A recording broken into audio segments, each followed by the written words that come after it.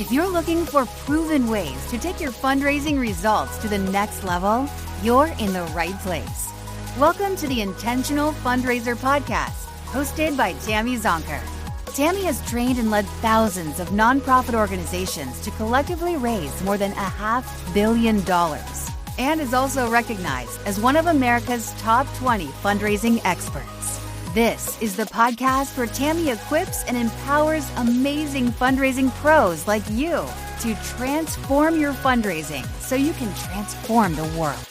And now, let's hear from Tammy.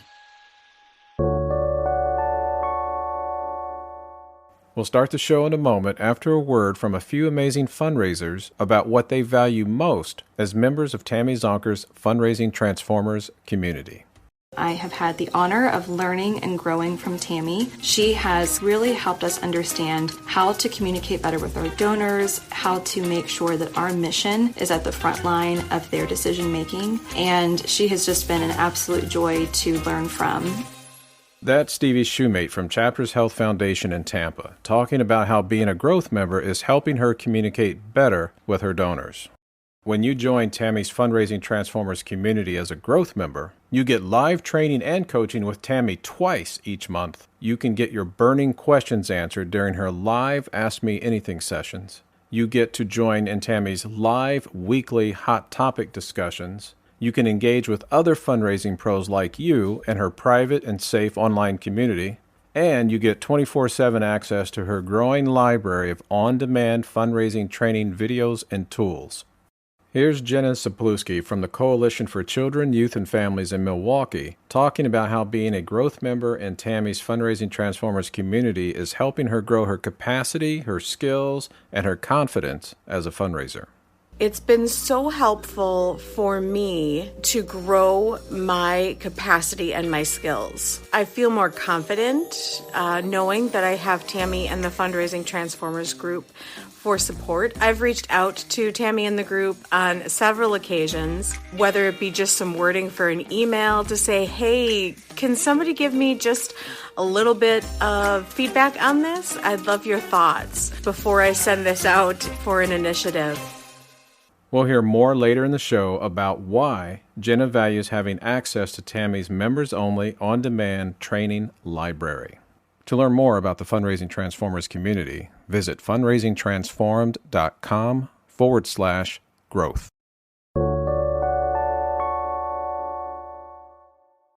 We are so honored and completely over the moon delighted to have Ken Burnett join us for this Intentional Fundraiser podcast.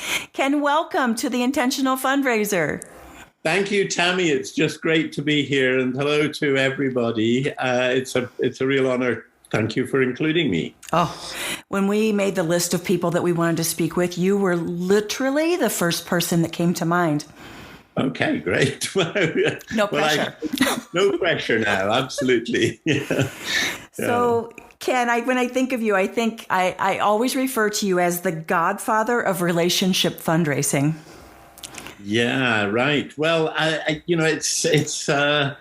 it's now nearly 30 years that have passed since I wrote the book of that name, and that was a transformational moment. And I tell you one thing, Tammy, I'm so pleased to be on your show because I love the name Fundraising Transformed, and I almost think that that's really what I was looking to do. I was hoping to transform the way we thought about fundraising, because when I actually started as a professional fundraiser in 1977, so, well over 40 years ago. And in those days, fundraising was seen as being kind of like a sales activity.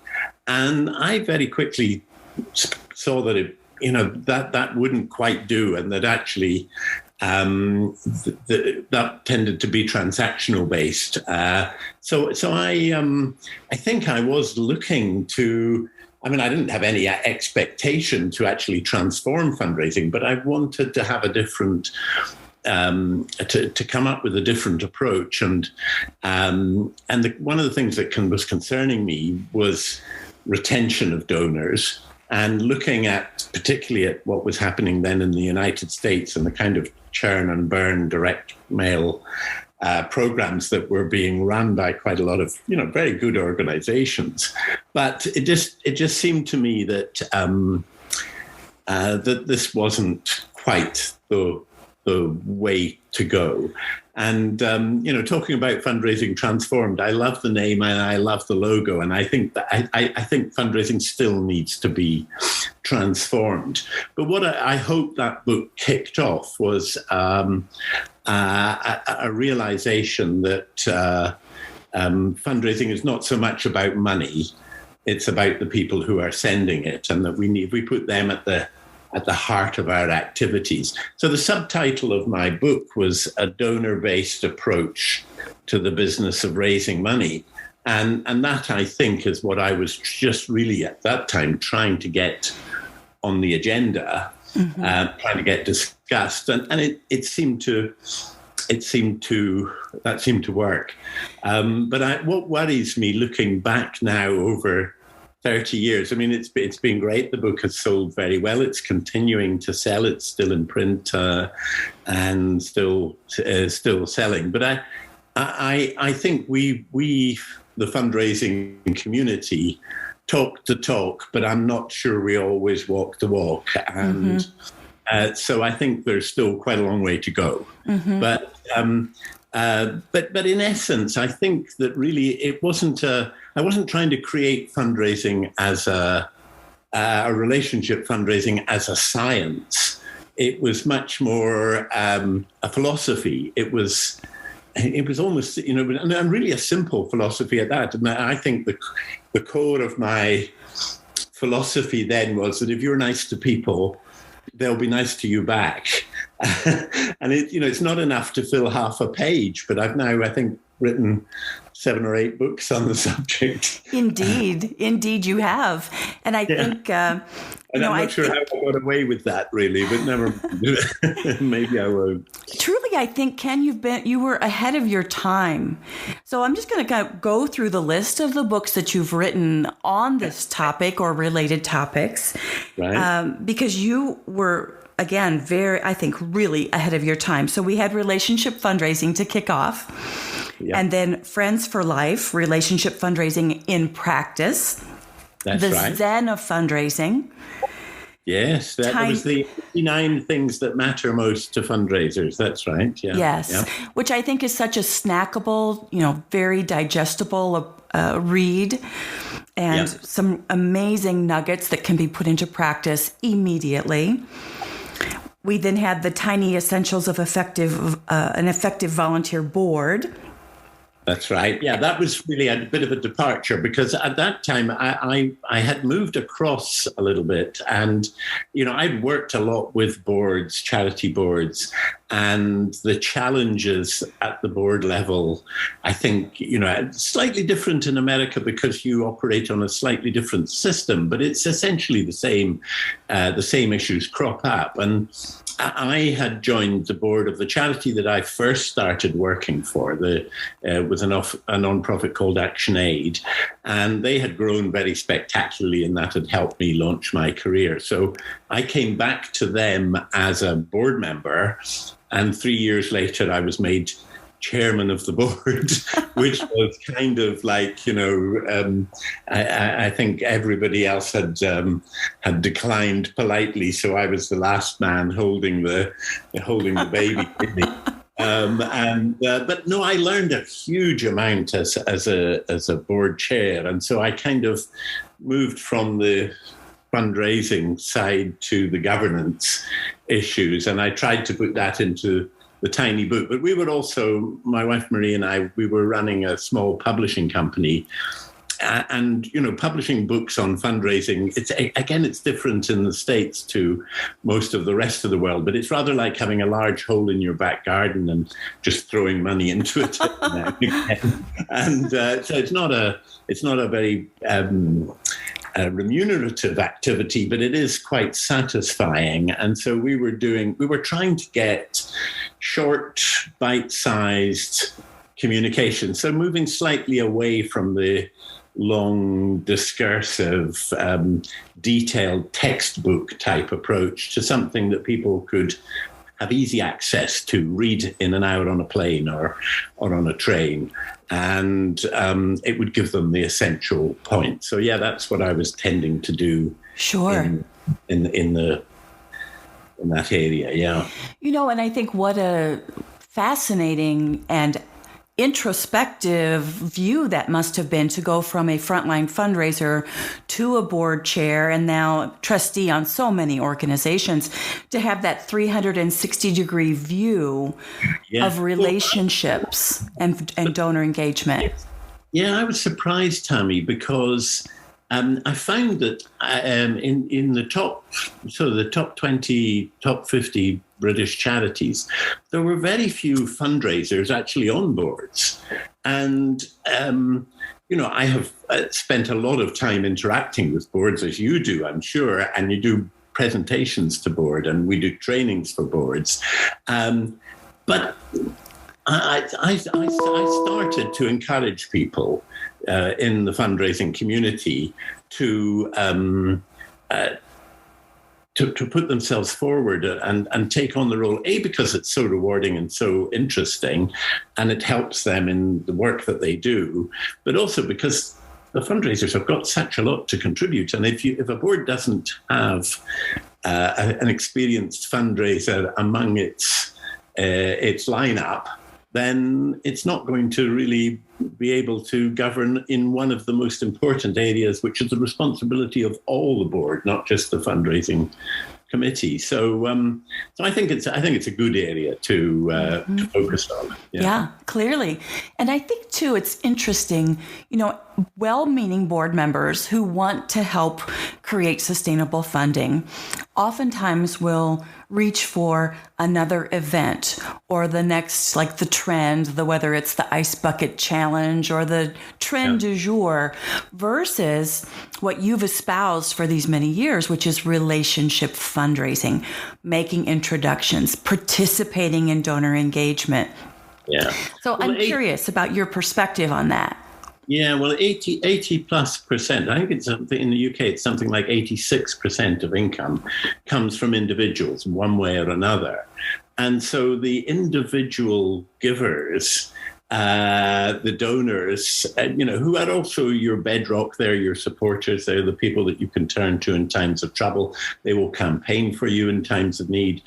But they are the financial core of any organization, and they also give you that independence. We can speak truth to power if we have a large body of supporters who are actually committed and engaged and who believe as we believe. We share the same why, we share the same reason for doing things. And so building that part of it, and often you'll get sort of individual giving will be seen as just one of a whole range of activities. It doesn't make much sense commercially, given it's so predominant, that you should be focusing the same level of attention on corporate or special events or something like that. And that doesn't. To get relationship fundraising into context, when I started planning to write a book, I had done a book on charity annual reports before then, in 1982, actually, believe it or not. And so there was a great gap in the UK. There was no good book on fundraising. So it started life as a how-to book. And it was just going through the process of how to. The two messages I really wanted to get across were to focus on monthly giving and on bequests, legacy giving.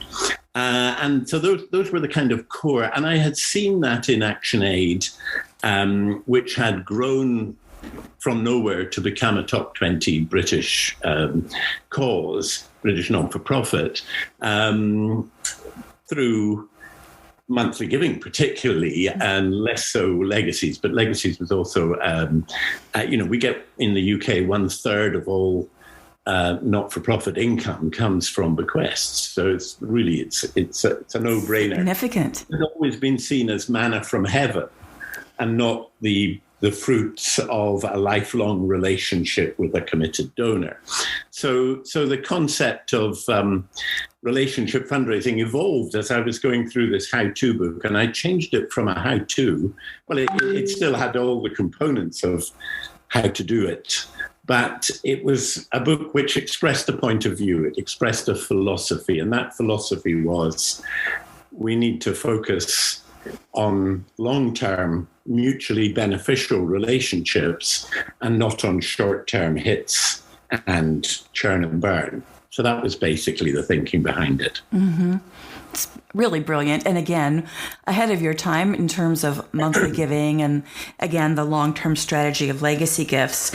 So all this, like, we know that good fundraising, that high-quality fundraising comes from deep relationships with donors. And yet, certainly in the U.S., we struggle.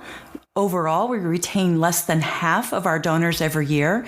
And only less than 20% of our first-time donors. So why the knowing-doing gap? Why do you think we still continue to struggle with individual donor engagement and relationship building? Well, it's a very good question, Tammy, and I don't know if I've got any more insights. I think the issue with my approach was that, as I say, some people have taken it forward and they have turned it into a science, really. And there's been lots of books produced about relationship marketing, and there's relationship this and relationship that, and it almost becomes an overused word. I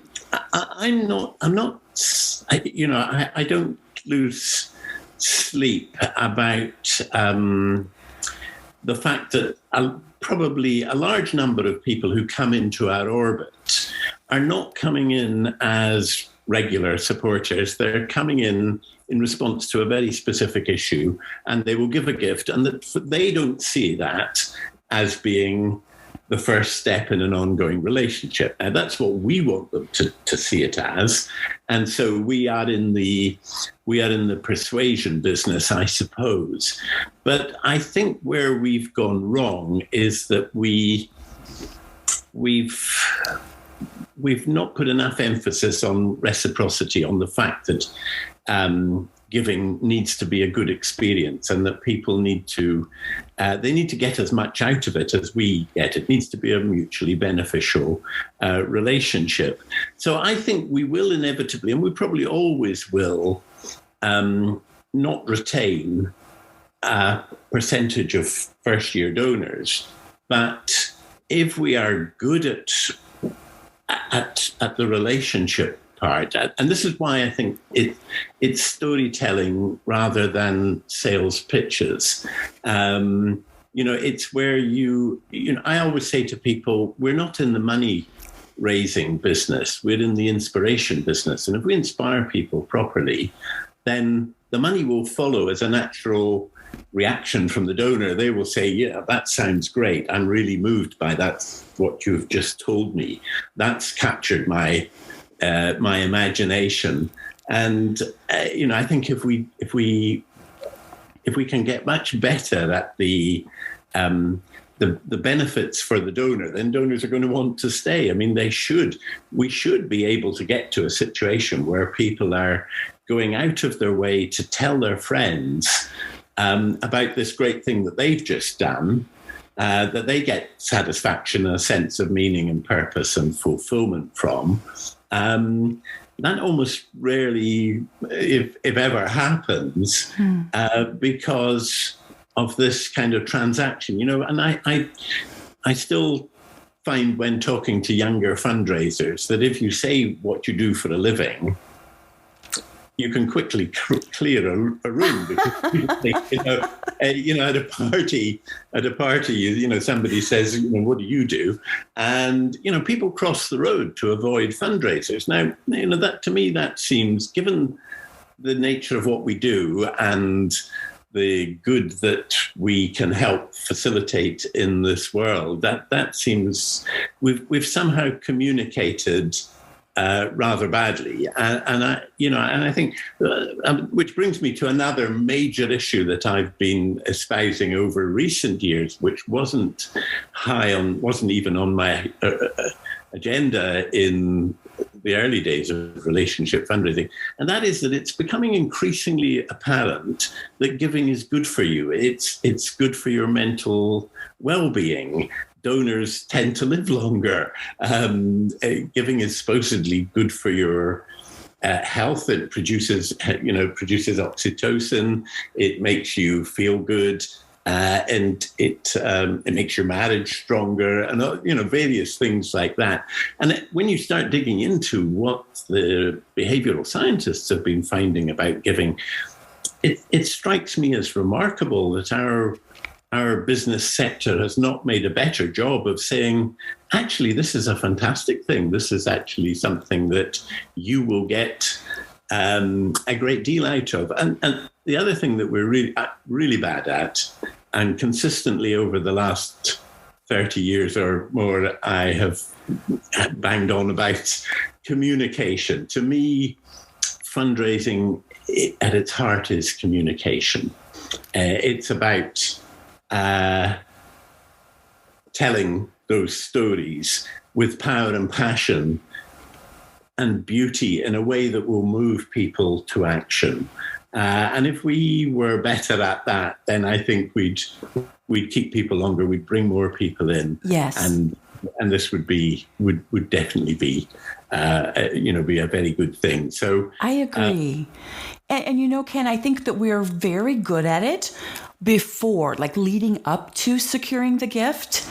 Yeah. And then from the donor's perspective, there's a huge letdown oftentimes after the gift is made.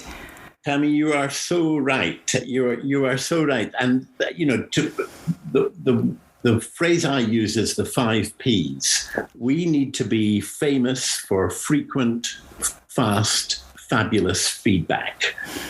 We need to be, donors never give you money for things to remain the same. They give you money to change something. They want to see something happen as a result of that gift.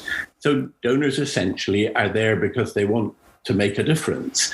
Now, what we do is we take their money, we bank their money, and then we start thinking about the next thing that we can ask them for money for. And we're not really good at feedback. We are not famous for frequent, fast, fabulous feedback. So if we could build the 5 Fs into our communications, into our philosophy, into our strategies, then that would be a phenomenal thing to do. And I think that's what we've got to focus on. Yes. Yeah. And again, I think it goes back to a knowing-doing gap. Like, we've seen the data. We know that people want to know, like, the outcomes. How did my gift make a difference?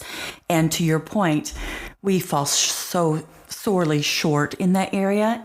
And, I wonder, I look at the work, the research that's done out of there in the UK, the Institute for Sustainable Philanthropy. Jen Shang and her work is remarkable. No, they do some fantastic things. Yeah. And Jen says, that we need to love our donors as people and not sources of income. And I so truly believe that they're at the core of our retention challenges is an inauthenticity, that we may talk donor love, but we don't really love our donors. Yeah. We love that we meet our goals because they gave. Yeah. Yeah. I mean, the thing about relationships also is that people should be able to choose the intensity and depth of relationship that they want, that's comfortable for them. But we should be the nicest people. Tammy, I'm sure, I know you will do this too. I get involved in the selection of senior fundraisers, and I sometimes see the shortlist and I think, why is this person there? They're just not the right person to put in front of a donor. What we should be is, we should be, just empathy and appeal. We should be the nicest of people, simply because, we need people to trust us. We need people to believe in us. We can't follow the kind of leadership that we get from our political leaders nowadays, which is shocking, where... Don't get me started, Ken. No, I know. Well, we've both on both sides of the Atlantic, we've seen just how awful this can get. The problem I found with that is that there is a tendency where people says, yeah, but you can get away with that. You don't actually, people will believe what you tell them. And whereas actually there is an opportunity for our organizations to occupy some moral high ground and to come in there and to preach things like kindness and generosity and, doing things with principles and doing things right. Yes. And I think we need to get that very firmly established in our DNA. It has to be, so that people will want to talk to us and will realize that actually we can, that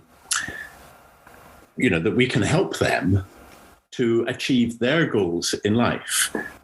Because, most donors tend to be, you need to have disposable income to be a donor. So that tends to mean the family will have grown, the traditional kind of donor village is quite a narrow demographic. And, what we want to do is to be able to speak to those people and say, you're coming to a life stage where you're thinking about your legacy and where you will get meaning and fulfillment. Perhaps as you're coming up to retirement, you'll have the opportunity to get involved in the kind of things that we do. We should be able to make that a very attractive proposition. And I think the first thing we have to start with, which we still don't do, it breaks my heart to see the turnover of young fundraisers. And if we can show them that this is the best career ever for would-be world changers, if you want to make a difference in your life, it may not be the best paid job around, but actually the conditions of employment are much better than they were when I was starting out. Yes. So we have made some advances, but that aspect of the rich history and tradition that is in fundraising, the body of knowledge upon which you can build. We stand on the shoulders of giants, and we get to see further because we know our past, which is, I know you're an enthusiast for the SOFII Foundation, and yes, wish I'd thought of that. And these are things that I and my colleagues have been working with to try and capture what is so great about, and it sort of, let me just get the elephant in the room is the word fundraising itself. I'm really not happy with the word fundraising because it talks about money. It seems to be all about money. And the first piece of advice that I got, which was so important, was my mentor was a guy called Harold Sumption, who was the architect of Oxfam in the 1950s. He produced their communications. And he said, don't start by asking for money. Fundraising is not all about money. It's about work that needs doing. If you start by asking for money, you won't deserve it and you won't get it. So focus on the difference that people can make. And I think, we need to, I talk about campaigning fundraisers because I've never known a donor just to be interested in giving us money. Yes. They give for a cause. They give to make a difference. There's something they want to change. So all of us, we're all campaigning in our organizations, whatever it may be. It will vary from organization to organization. And if you don't believe passionately in the work your organization does, then you're not going to be a good fundraiser for it. But if you do, then the potential for a rewarding, fulfilling career.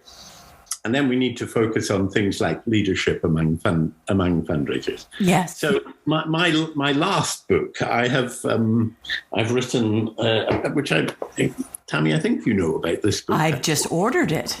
Excellent. I'm so excited about it. So it's called The Essence of Campaigning Fundraising, and it focuses on the core content that is available for free to everybody on the SOFII.org website. Can we pause for a moment? And I want to make certain everyone understands what SOFII is. Okay. So SOFII is the showcase of fundraising innovation and inspiration. So essentially, you have curated the most excellent, most inspiring examples of campaigns and fundraising messaging and showcased it available free of charge, although donations to support the foundation are much appreciated. We need that now because we've reached a stage, and it started as an idea for when Marie and we were traveling to do some work in Australia with fundraisers in Australia. And we were on the train to Heathrow, and we were talking about the history of fundraising. And it really started as an idea for an online museum. So this was in 2007, around then. And basically it started as the Museum of Fundraising, Innovation and Inspiration, because we had realized that, I'm of a generation where I tend to think that me and my colleagues, we invented direct mail and we invented segmentation and we invented all the techniques that characterize. And, I learned from great people like Jerry Hansinger and Mal Warwick and Roger Craver and people like that.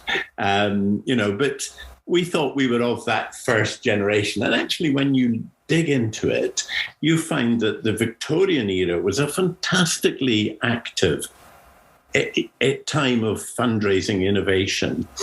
But then you go back to the Middle Ages, where people were raising money for to build the great cathedrals of Europe, for example, I could go on for a very long time on this subject, but the earliest exhibit that's on the SOFII website is Moses and the children of Israel raising money to build a tabernacle, which is basically a mobile church, while they're wandering in the desert, And in fact, the first ever, that's 3,500 years ago, the first known fundraising campaign was so successful that Moses had to return jewelry and gifts and clothing that people had donated because they had so much of it. They had the superfluity of donations. And all of this is chronicled within SOFII. And if you go to the Roman era, Tacitus and his colleagues, Pliny the Younger, the first matched funding, the first major donor dinner was actually King David raising money for a temple to his son Solomon. And there's a fantastically rich body of information. So SOFII started life like that, almost as a kind of three-dimensional online museum. And Marie and our motivation was that we had enjoyed a good career through our success in the fundraising sector, and we wanted to put something back. So we thought it should be a free service. And particularly we were interested in lone fundraisers who didn't have access to, maybe couldn't afford to go on training courses, couldn't attend conferences and things like that. So we started that. But then we realized that there's much more. We changed the name from a museum because a museum suggests that it's in the past and it's static. We realized that it was possible to use these examples from the past to inform the present and inspire into the future. And so we started a thing with help of a large number of people who'd got involved with us, and particularly two guys from an advertising agency group called Open Fundraising, who came up with the idea for a 7-minute series of seminars. I think you've been to at least one of these. Yes. And we've held those all around the world in all sorts of different countries. And they're always hugely successful because it's fundraisers, mainly young fundraisers, standing up and saying, it's not work that they did. It's something that that has inspired them. I wish I had thought of that. It's called IWITOT for short. Yes, I was so honored to present. It was at AFP Congress 2012, and I presented, I wish I thought of that, about charity water and how powerfully they use video to share their story.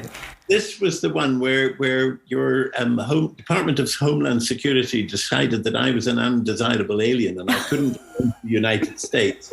And Marie had to stand in for me and do the opening speech to about 1,400 people without any notice. You are pretty dangerous, Ken. You are pretty dangerous. That's right. Absolutely. Anyway, so I missed that one. But I wish I'd thought of that has been a great success. And it energizes. People say things like, I've fallen in love with fundraising all over again, because they see the creativity and the imagination, the innovation that has gone into the communication of good causes. We are very lucky. I always say we've got the best stories in the world to tell, and we've got the best of reasons for telling them with power and passion to move people to action.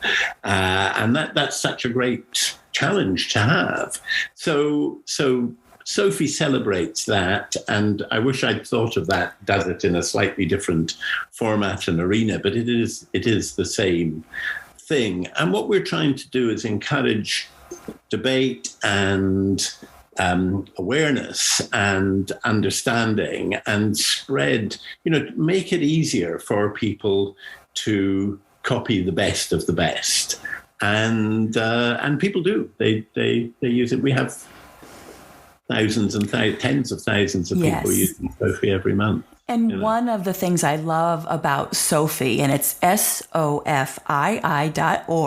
You must check it out.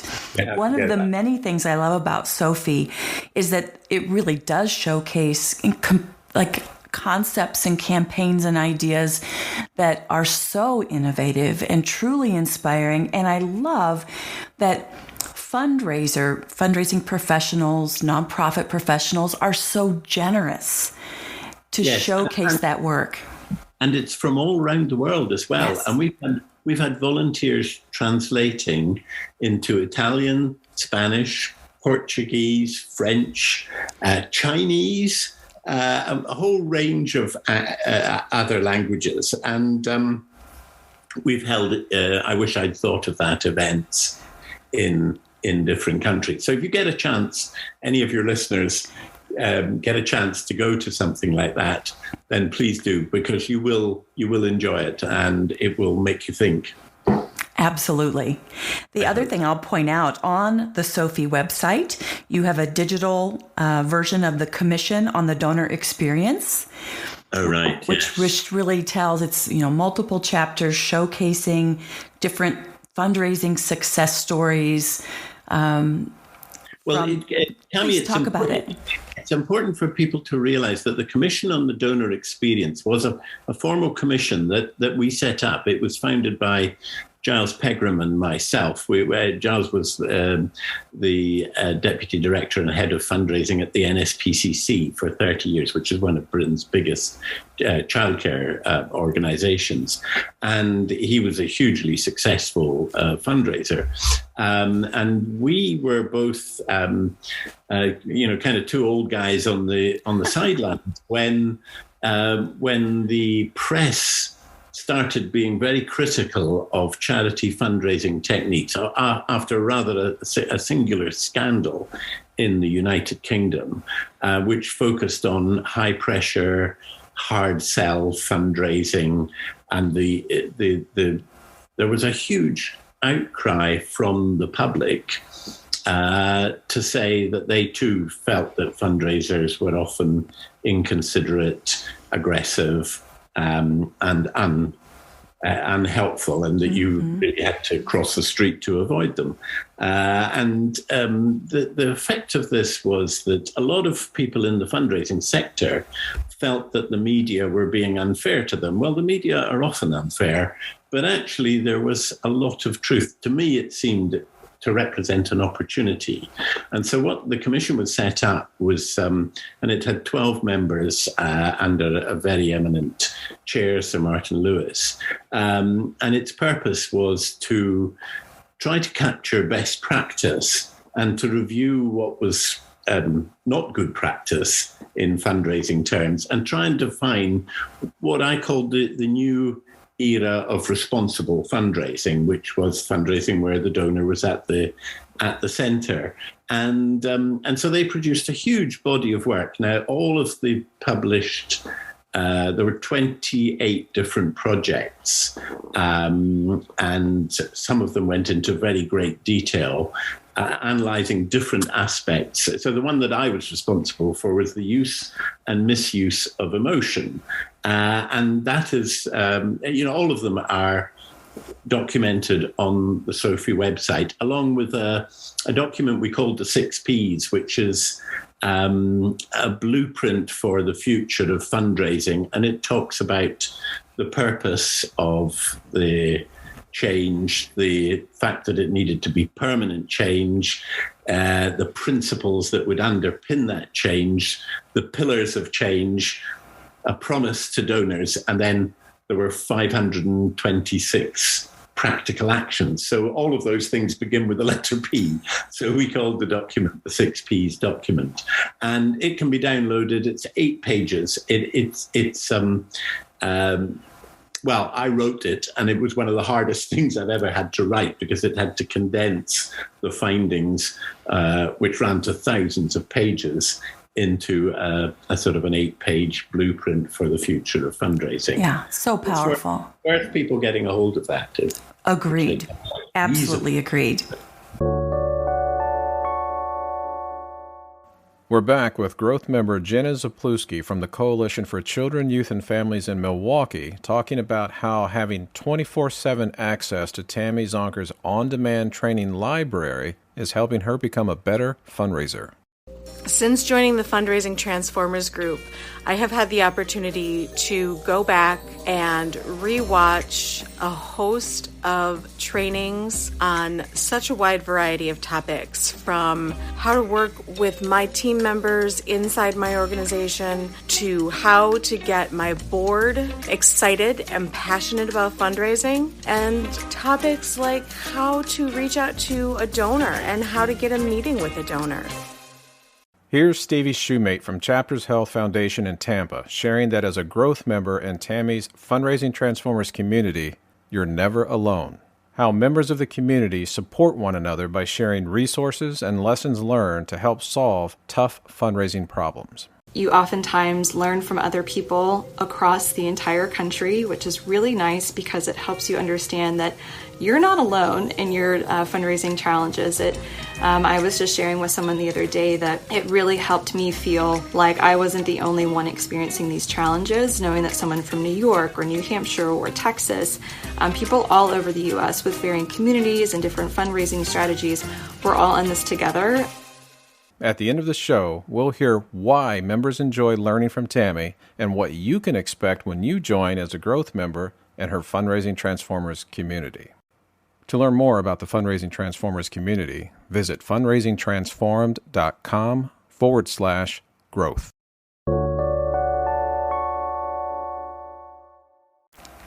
So Ken, I want to go back to your newest book, The Essence of Campaigning Success. Tell us about that book. Fundraising, yeah.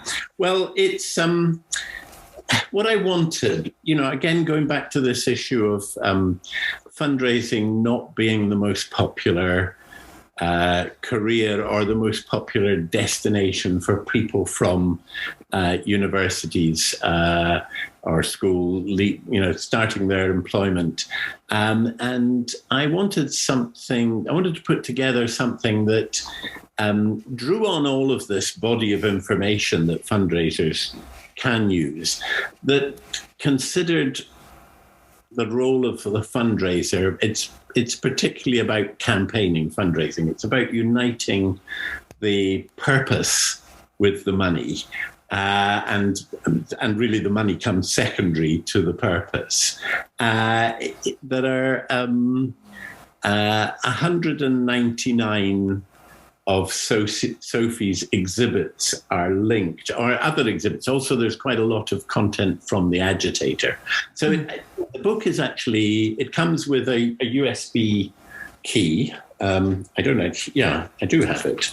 There's the USB key that comes with it. If you can see that, I don't know. Yes. It comes with a USB key, and that has direct links. So it is a portal to a whole range of content, which is, if you like, it's everything that your apprentice fundraiser needs to know if he or she is going to really master this new craft that they have chosen.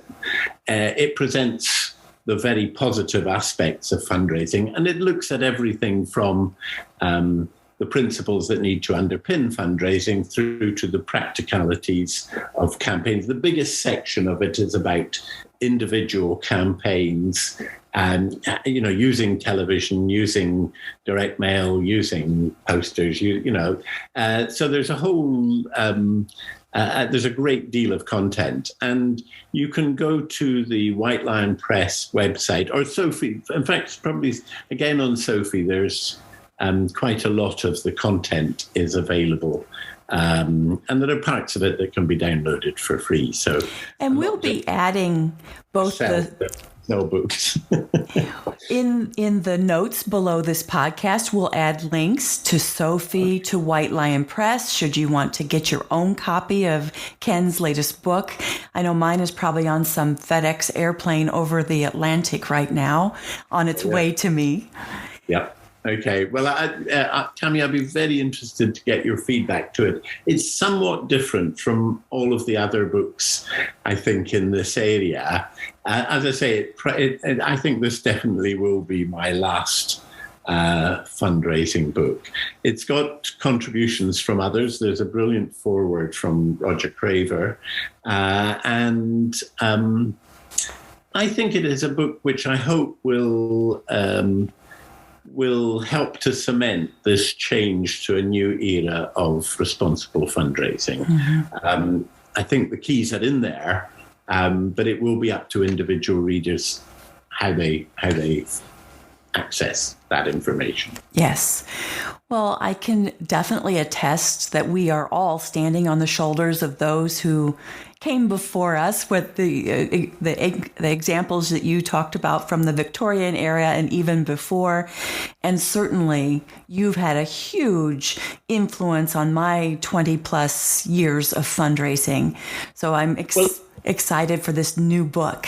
Okay, well, that's great, Tammy. Can I just say it's a two-way street, because you had a huge impact on me through your campaign with General Motors, the major gift. Yes. And the city of Detroit, which is a case history which is featured on SOFII, actually, and because it's such a great story. So it works both ways. But I think if we stop learning from each other, that's when that really is time to give up. And I may be 72 next birthday, but I'm keeping going for a while. Yes, you are. And while I hear you that this may be your last book, I'm not putting money on it. Well, I have to tell you that I'm not sure I can afford to write any more fun books. It's not the most sensible thing to do, but never mind. Well, I have a couple rapid fire questions for you. Okay. And then I want to talk, kind of wrap up talking about your birthday celebration, how you celebrated your birthday. But first, 3 rapid fire questions. First is, after decades of, fundraising and leading fundraising consultancies, what are the top 3 characteristics you think a fundraising professional needs to be successful? Woo. Well, I think I was talking earlier about empathy. And, empathy is a really good word to really understand. Empathy and rapport. And I think you have to have that ability to get the best out of people. It's not an easy thing to be a really effective campaigning fundraiser. You have to have likability, and you have to have passion. I think I would put those. I remember Bruce Barton, who was the advertising head of BBDO. He said the best thing that you can give your child is passionate enthusiasm. And I think we need to come to our causes with infectious, passionate enthusiasm. But I think there are 100 other things that you could add, Tammy. You need tenacity, you need humor, you need you need to be flexible, you need all sorts of things. Really, you need to be accountable, you need to be. I'm very patient and tolerant. Yes. It's not easy. It's not. It's far. It's and so it's a special role for special people. Yes, indeed. Best fundraising advice you've ever given and received. All right. Okay. Well, as I mentioned, I had a wonderful opportunity because I was brought in to this business by the guy who was the founder of Oxfam, and he started me on my career. But one of the things I was told is that you need to write to people and talk to people where they are and not where you want them to be. And possibly the best piece of advice is that communication is,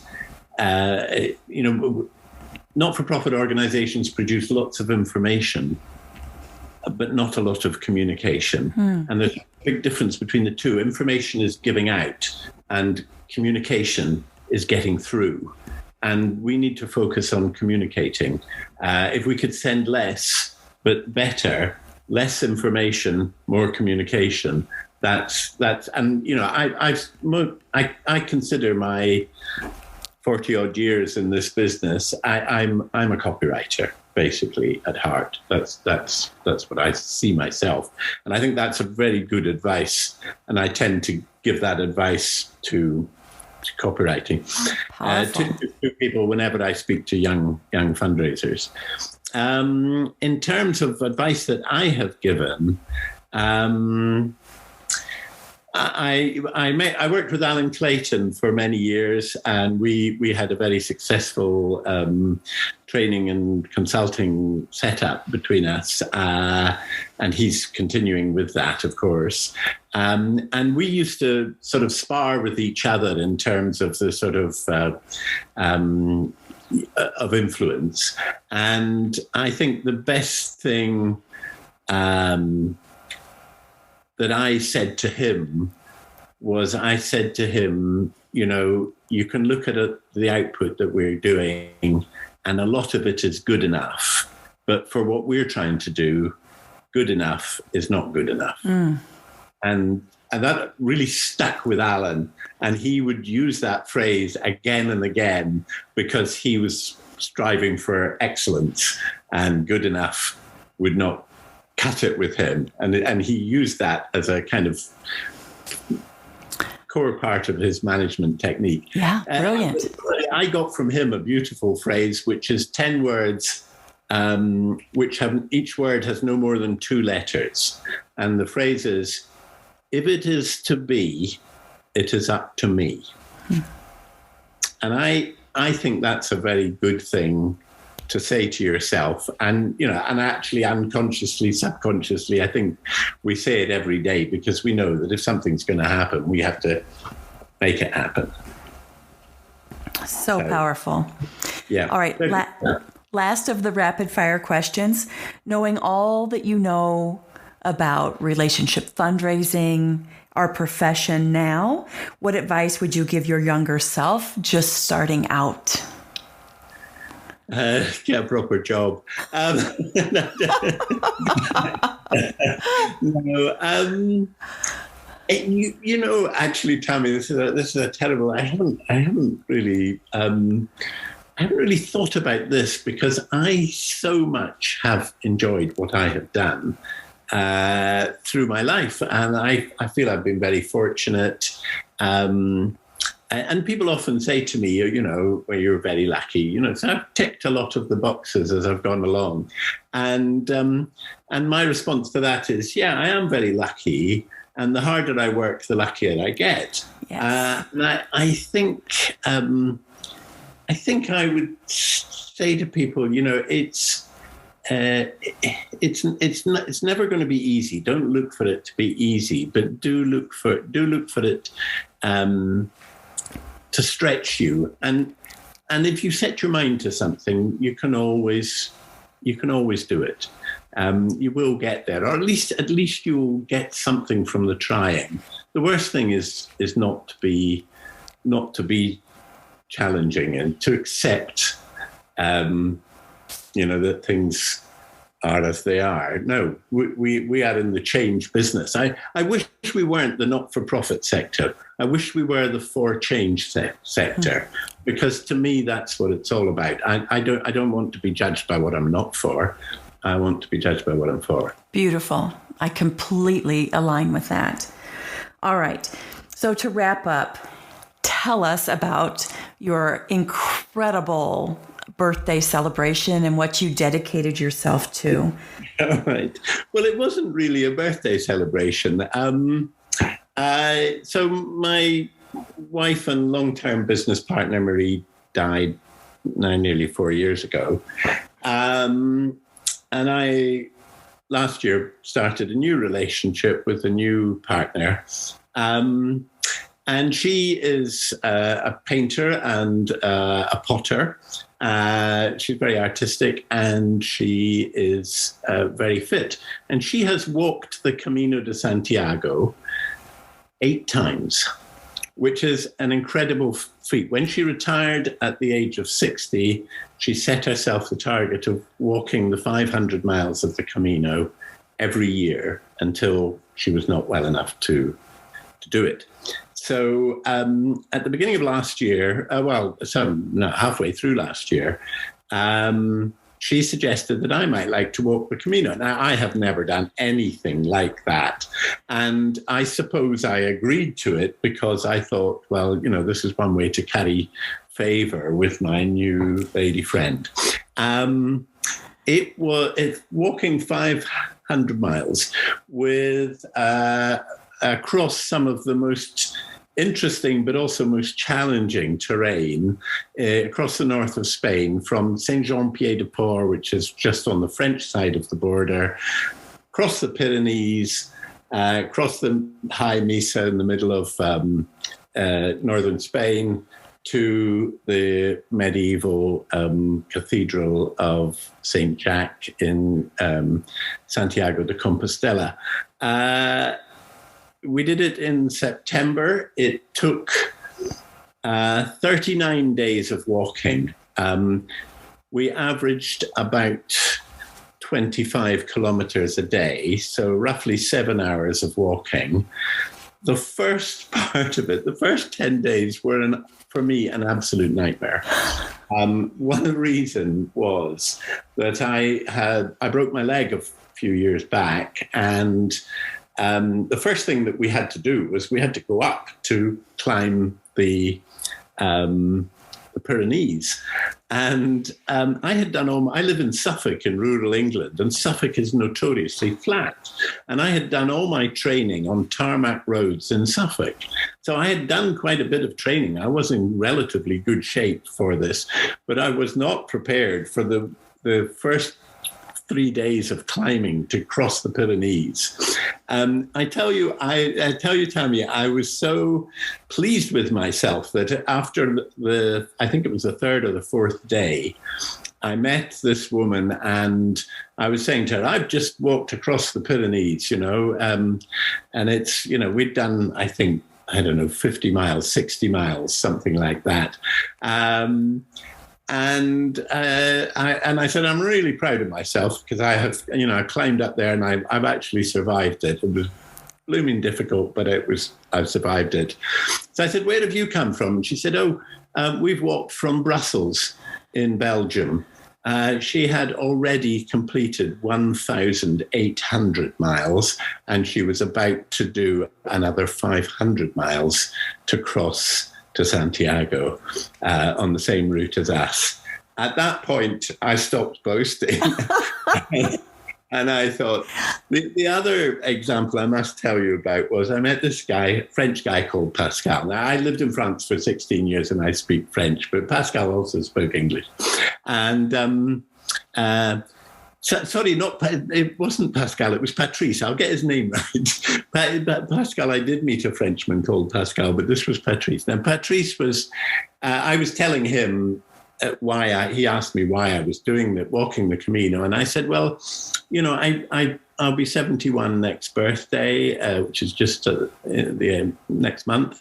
And I thought, this might be the last thing of any substance that I attempt in my life. And he said, rubbish, absolute rubbish. He said, I am 81 years old and I am walking the Camino as well. And I felt humbled by that because he was an absolutely lovely and entertaining and quite charming man. I met him several times on the road, and I later learned that he'd been taking taxis over the really difficult bits. But come on, he was 81. Yes. He gets a little grace there. Yeah, but I still thought, he was charming and optimistic, and he basically showed me that you can do anything if you set your mind to it. And it was full of experiences for me. The worst bit on the journey was about 4 days in, when we were coming down the other side of the Pyrenees. The road, there was a stretch of road called the Dragon's Teeth. It wasn't a road, it wasn't a path, it was jagged rocks, and it was much more like rock climbing. And my leg was killing me, and it proved to be really, really difficult. But Ginny, who had been there before and had done it, Virginia, she said to me, the first week, 10 days will be really difficult, but then you will get into your stride. And I did. And I found the people were fantastic. The weather was wonderful. It was lovely and sunny, but not too hot. And the food, fantastic. The value for money everywhere along the Camino is great.